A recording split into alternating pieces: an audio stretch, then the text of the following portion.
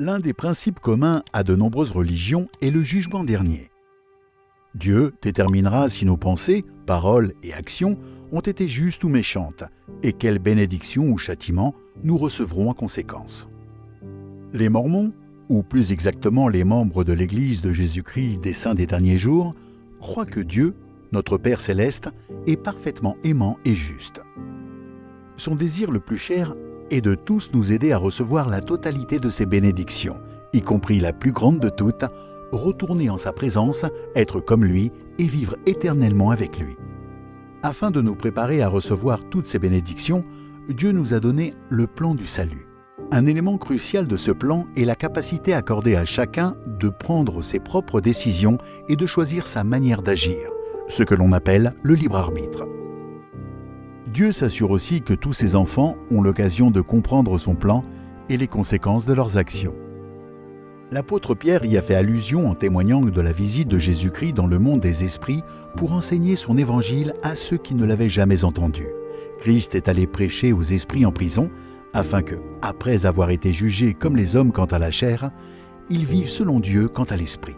Avec la connaissance de ce plan, chacun peut exercer son libre arbitre en quête des bénédictions qu'il désire le plus. Parce qu'il nous aime, Dieu nous commande de faire des choix qui nous conduiront au bonheur. Mais il ne nous oblige à rien. Le choix a toujours été et sera toujours nôtre. Dieu nous laisse faire nos propres choix, mais nous ne pouvons pas décider des conséquences de nos actes. Par ces conséquences naturelles, il nous aide à discerner le bien du mal.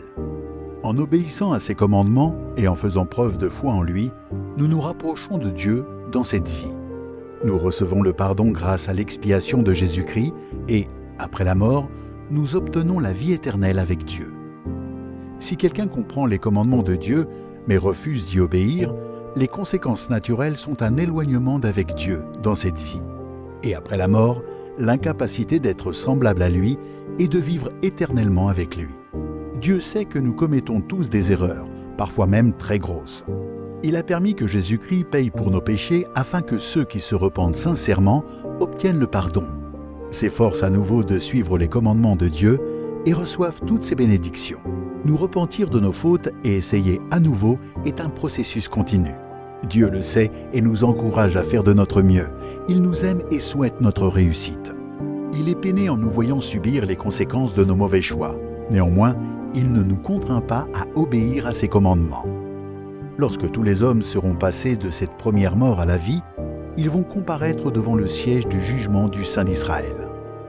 Après avoir exercé son libre arbitre pour faire des choix toute sa vie, chaque fils et fille de Dieu se tiendra en sa présence pour être jugé. Ceux qui auront tout fait pour se repentir et obéir aux commandements de Dieu pourront, par la grâce de Jésus-Christ, devenir comme Dieu et vivre éternellement avec lui. C'est la plus grande de ses bénédictions. Qu'est-ce que le jugement dernier ? C'est le moment où nous devons rendre compte de nos pensées, de nos paroles et de nos actions. Si nous nous repentons, le sacrifice expiatoire de Jésus-Christ nous permet d'être pardonnés et de recevoir toutes les bénédictions de Dieu. Maintenant, vous savez.